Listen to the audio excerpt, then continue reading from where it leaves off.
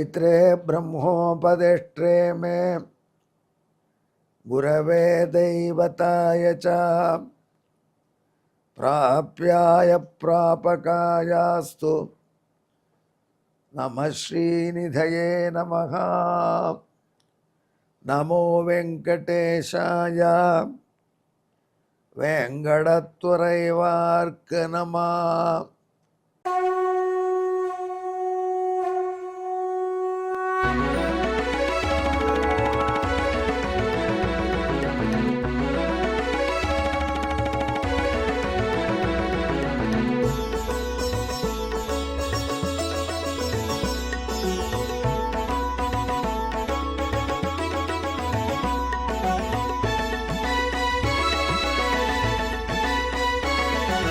सहस्रनामं सहस्रनामं श्रीवेङ्कटेश सहस्रनामं सहस्रनामं सहस्रनामं श्रीवेङ्कटेश सहस्रनामम्।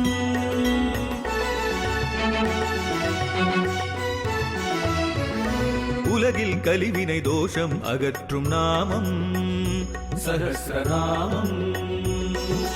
உயர்வுகளை வாழ்வில் அளிக்கும் நாமம் சஹஸ்ரநாமம். திருமலையில் தினம் அர்ச்சனை நடைபெறும் நாமம் சஹஸ்ரநாமம். திருவேங்கடனின் தரிசனம் காட்டும் நாமம் சஹஸ்ரநாமம்.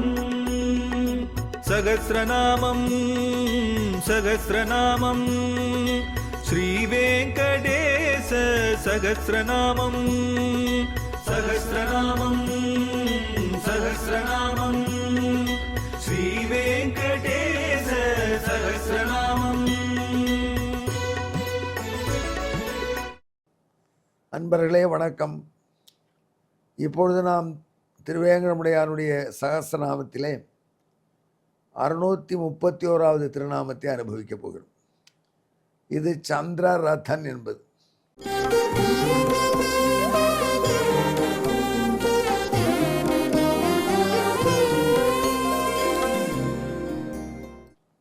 இதன் பொருள் சந்திரனை தனக்கு ஊர்தியாக உடையவன். ரதம் என்றால் கார், ஊர்தி. சந்திரன் யாருக்கு ஊர்தியோ அவன் சந்திரரதன். சந்திரரதா சந்திரகா ரதா எஸ்ய சகா சந்திரரதகான்னு இலக்கணமாக சொல்லுவாங்க. ஏன் அதை சொல்கிறீங்கன்னு கேட்குறீங்களா? எனக்கு அது தெரியும், கொஞ்சம் ஞாபகப்படுத்திக்கிறதுக்கு. அது பெரிய மேட்டர் இல்லை. சந்திரனை தேராக உடையவன் சந்திரரதன். எந்த ஆங்கிளத்தை சொல்கிறாங்க? பெருமாள் திருவேங்கடம்னா சந்திரபிரபையில் உலா வரார் வீதியில், அது சந்திரரதன். ரத சப்தமி என்று நம்ம பார்க்கிறோம். காலையில் சூரிய ரதனாக பெருமாள் வீதி எழுந்துடுறான், சாயங்காலம் சந்திரரதனாக பகவான் எழுந்துடுறான். இது இந்த அடிப்படையில் இந்த பெயர் அவருக்கு என்று சொல்கிறார். ஆனால் சந்திரனுக்குள்ளே இருப்பது என்பது ஹயக்ரீவ அவதாரத்தில் ரொம்ப விசேஷமானது. ஹயக்ரீவ அவதாரம் எதற்கு பண்ணினான்னு நம்ம ஒரு தடவை சொல்லியிருக்கோம். குதிரை முகனாக எம்பெருமான் தோன்றியது. எம்பெருமான் பிரம்மதேவனை படைத்து பிரம்மதேவனுக்கு வேதங்களை உபதேசித்தான். அந்த வேத சப்தங்களை வைத்து கொண்டுதான் பிரம்மதேவன் தன்னுடைய கிரியேஷனை, படைப்பை தொடர வேண்டும். அது அவருக்கு மேனுவல் மாதிரி. அல்வா கிளறுவது எப்படி அப்படின்னு எடுத்து வச்சுன்னு சில தாய்மார்கள் கோதுமை மாவை கொட்ட வேண்டும், கிளற வேண்டும் அப்படிங்கிறாங்களே, அந்த மாதிரி வேதத்தை வைத்து கொண்டு தான் பிரம்மா எல்லாரையும் படைக்கணும். அவருடைய தொழிலுக்கு அந்த கையேடு ரொம்ப முக்கியம், ஹேண்ட்புக், மேனுவல். அதை வைத்து கொண்டு படை என்று சொல்லிவிட்டான் எம்பெருமான். சொல்லிவிட்டு அவன் பாட்டு தண்ணீர் பரப்பில் படுத்துனுட்டான். அவனுடைய நாபி கமலத்தில் தாமரைப்பூ மேலே பிரம்மா உட்காண்டிருக்கார். கொஞ்சம் லோன்லியாக தான் ஃபீல் பண்ணுறார். குழந்தை தானே, அப்பொழுதுதான் நேசண்ட்டாக வந்திருக்கார். ரொம்ப லோன்லியாக ஃபீல் பண்ணுறார் பிரம்மதேவன். இருந்தாலும் நாராயணன் கொடுத்த வேதம் துணையாக இருக்கிறது என்று துணிச்சலை வரவழைக்கிறார். அப்போது நாராயணனுடைய காது குறும்பையிலிருந்து 2 பேர் வெளில தோன்றினார்கள். தமோ குணமே வடிவெடுத்த அசுரன் ஒருவன், இன்னொருவன் ரஜோ குணமே வடிவெடுத்த அசுரன். தமோ குணம்னா என்னன்னு தெரியுமில்ல உங்களுக்கு? அவனு தூங்கிட்டே இருக்கிறது தமோ குணம். ராத்திரி பானக்கடையில் போய் உற்சாகம் பானத்தை சாப்பிட்டு மறுநாளைக்கு சாயங்காலம் எழுந்திருக்கிறாங்க பாருங்கள். அது தமோ குணத்தின் வலிமை.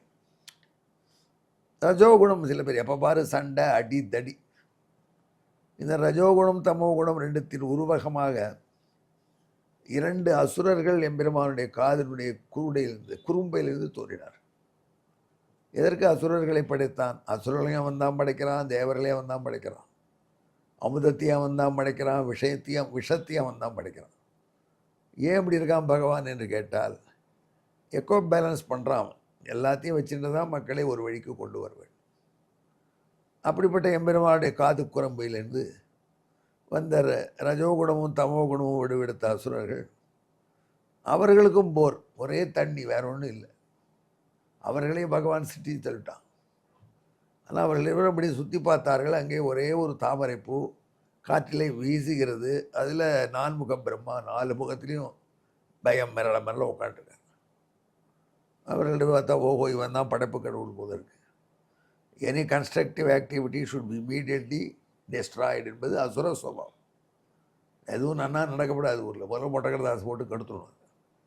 ஏதோ 10 விஷயத்தில் 8 நல்லா நடக்கும், 2 சரியில்லாத, அந்த 2 பிடிச்சி எல்லாத்தையும் அழிச்சுடுவாங்க. சில அந்த மாதிரி தன்மை உள்ள அசுர பிரகிருதிகளான அந்த 2 பேரும் அந்த பிரம்மன் கிட்ட போய் நின்னார்கள். என்ன பண்ணுறாரு? அவன் பிரஜாபதி ரகாமயத பிரஜா சிருஜேயேதி சதபோதப்யதா சதபஸ்தப்துவான்னு படிச்சுட்டு இருக்கார். அதை சிட்டிக்கிற முறையெல்லாம் மேனுவல். அது அவர்களுக்கு பொறுக்கலை. வேதத்தை கேட்டாலே சில பேருக்கு பொறுக்காது, அசுர பிரதிகளுக்கு பொறுக்கவே பொறுக்காது. அதனால் அவர்கள் என்ன பண்ணால், பிரம்மதேவன் கையில் சோவடியை பிடிக்கணுட்டாங்க. சோவடியை பிடிங்க ஓடி போயிட்டாங்க. அவன் கிட்டக்க வந்த பொழுது பிரம்மாவும் கொஞ்சம் என்கரேஜ் பண்ணிட்டார். ஆள் கிடச்சானே சில பேருக்கு தனியாக இருக்கு, யாரும் கிடச்சா பேச ஆரம்பிச்சுடுவாங்க. அந்த மாதிரி பிரம்மா அவங்களை அசுர பிரதிகள் இன்னும் தெரிந்திருந்தும் அவர்களை ஒருத்த கிட்ட வந்தோடனே கொஞ்சம் தடவி பார்த்தார். தடவி பார்த்தா அவன் ரொம்ப மிருதுவாக இருக்கான், மதுவாக இருக்கேன்னார். அதனால் மது என்று பெயராச்சு. இன்னொருத்தனையும் தடவி பார்த்தார். ரொம்ப கடினமாக இருக்கே அப்படின்னார். கடினம் கைடப்பம் ஆயிடுச்சு.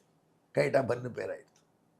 அந்த மதுவும் கைடப்பனும் பிரம்மதேவனிலிருந்து வேதத்தை அபகரித்து ஓடினவாறே பிரம்மதேவன் நாராயணனை குறித்து கதறினார், பதறினார், சரணமடைந்தார். வந்தான் பிரபு. அவர்கள் போன திசையை நோக்கி போனான். அவர்களை வெல்வதற்கு வசதியாக தனக்கு குதிரை முகத்தை படைத்து கொண்டு போனான். இந்த குதிரை என்பது நாலெட்ஜின் பொக்கிஷங்கிறார். குதிரைக்கு ஒரு பெரிய தன்மை இருக்குது. எந்த விஷப்பாம்பு கிடைச்சாலும் குதிரைக்கு ஒன்றாக இறைவன் சிருஷ்டியில் ஒரு ஆசீர்வாதம். கருணாகம் கோப்ரா அப்படின்னா பயங்கர நாகம். அது யானையை கிடைச்சாலும் யானை போயிடும், சிங்கத்தை கிடைச்சாலும் சிங்கம் போயிடும். ஆனால் ஒரே ஒரு ஜந்து வச்சுருக்கான் பகவான், குதிரை. அந்த குதிரையை கடிச்சதுன்னா குதிரைக்கு அதிகபட்சம் 2 நாள் ஜுரம் வரும், அவ்வளோதான். இந்த பேர்பட்ட தன்மை பாருங்கள். பகவான் எங்கே எந்த பேலன்ஸ் வச்சுருக்கான்னு, எதுக்கு வச்சுருக்கான்னா, அந்த குதிரைக்கிட்டேருந்து பாம்பு விஷத்துக்கு ஆன்டிடோட் தயார்படுகிறார். அப்படிப்பட்ட எம்பெருமான் குதிரை முகனாக தான் அந்த வேதத்தை தேடிப்போன். முதுகைட்டவர்கள் ஒழிச்சு வச்சிருந்த வேதத்தை பிடிங்கினான். அவர்கள் போராடினார்கள். போர், இருவர் இவர் ஒருவர் இருந்தால் விஸ்வரூபம் எடுத்து அவர்களை சம்மரிச்சிட்டார். முதுகையிடவர்கள் மாண்டு போனவாறே பிரம்மதேவனுக்கு அந்த வேதத்தை கொடுத்தான். அந்த வேதத்தை பிரம்மதேவனுக்கு கொடுத்த பொழுது பகவான் ஒன்று உணர்ந்து கொண்டான். இந்த வேதம் என்பது டைரெக்டாக நாம் படித்தா இட்ஸ் லைக் சன்லைட். சன்லைட்டுங்கிறது தாங்க முடியாது. சூரிய வெளிச்சம் எவ்வளோ நாள் டி வைட்டமின் வேணும்.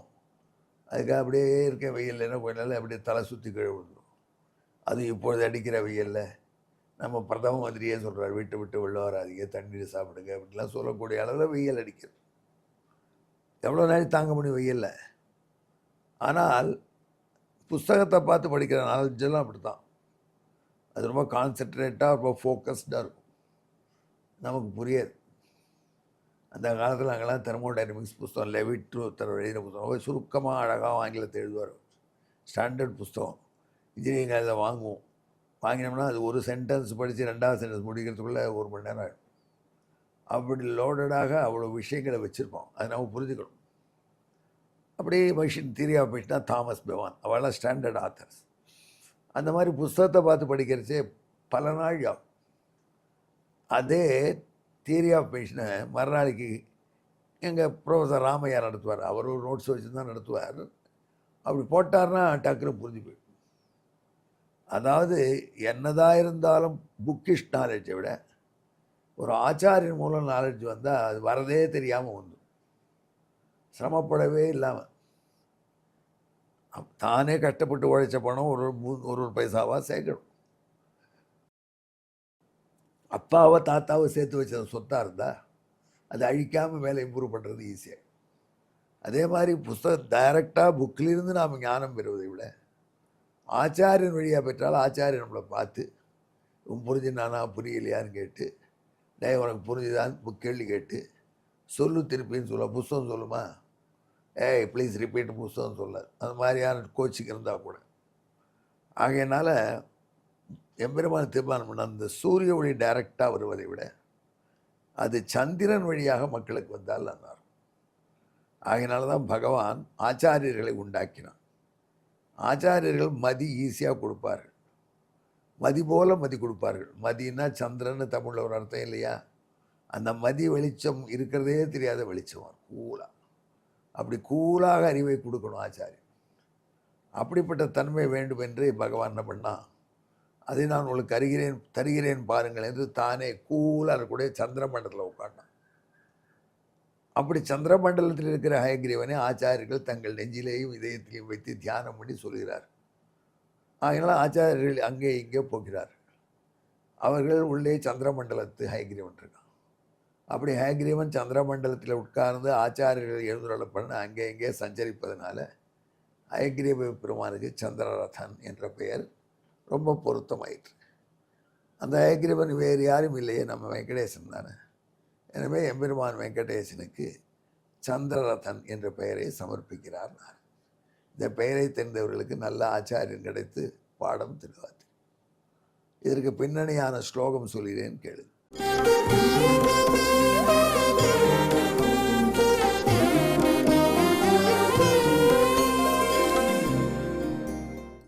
ஸ்ரீமானசோ சந்திரரதாக்கியாஸ்தே யச்சந்திரபிம்பே ஹயவக்திரரூபः ஹத்வா மதும் கைடபமப்யதைவம் சித்தே குருணாம் சரதீகநாதः. ஓம் சந்திரரதாய நமஹ. இதற்கு தமிழ்: திங்கள் மண்டலம் திகழும் பரிமுகன் மதுவும் கைடவனும் மாளச் செய்து குலவு குருக்கள் இதயம் மருவி உலவிடு திங்கள் ஊர்தி உடையான் சந்திரரதனாம் பெயர் பெற்றானே. சந்திரரதாய நமஹா. நமோ வெங்கடேஷாய. வேங்கடத்துறைவார்க்கு நம. நன்றி, வணக்கம்.